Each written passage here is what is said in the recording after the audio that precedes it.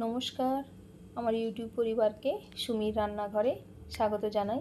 যারা আমার চ্যানেলটিকে সাবস্ক্রাইব করেছেন এবং যারা আমার রান্নাটি দেখছেন তাদেরকে অশেষ ধন্যবাদ জানিয়ে আমি আরও একটি রেসিপি নিয়ে আপনাদের কাছে এসেছি।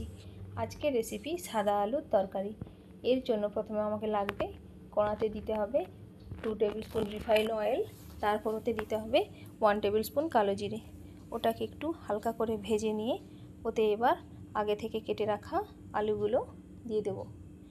আলুগুলোকে ততক্ষণ পর্যন্ত ভাজতে হবে যতক্ষণ না আলুর কালারটা ট্রান্সপারেন্ট হয়ে আসছে। আলুর কালারটা যখন ট্রান্সপারেন্ট হয়ে আসবে ওটাকে আরও একটু ভালো করে নেড়ে চেড়ে নিয়ে ওতে একটা ঢাকনা চাপা দিয়ে দিতে হবে যেন আলুটা সফট হয়ে যায়। এবার ঢাকনাটা খুলে নিয়ে ওতে আমি পরিমাণ মতো কাঁচা লঙ্কা দিলাম।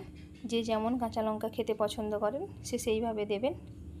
এবার ওতে দিয়ে দিতে হবে পরিমাণ মতো লবণ।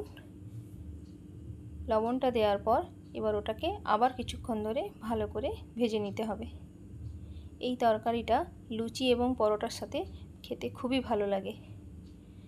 এবার ওটাকে ভালো করে ভেজে নেওয়ার পর তারপর ওতে এবার অ্যাড করতে হবে জল। জলটা একটু বেশি পরিমাণই দিতে হবে, কারণ এটা না হলে ঘাঁটা ঘাঁটা হবে না। একটু বেশি করে দিয়ে রাখলে তরকারিটা কনসিস্টেন্সিটা ঠিক থাকে। এবার ভালো করে জল দিয়ে নেড়ে চেড়ে ওটাকে আমি ঢাকনা চাপা দিয়ে দেব। দিয়ে 7 থেকে 8 মিনিটের মতো ভালো করে ফোটাতে দিতে হবে। আলুটা ভালোভাবে সেদ্ধ হয়ে গেছে। এবার ওটাকে কাঁচা লঙ্কা এবং আলুটাকে ভালো করে একটু ম্যাশ করে নিয়ে রেডি।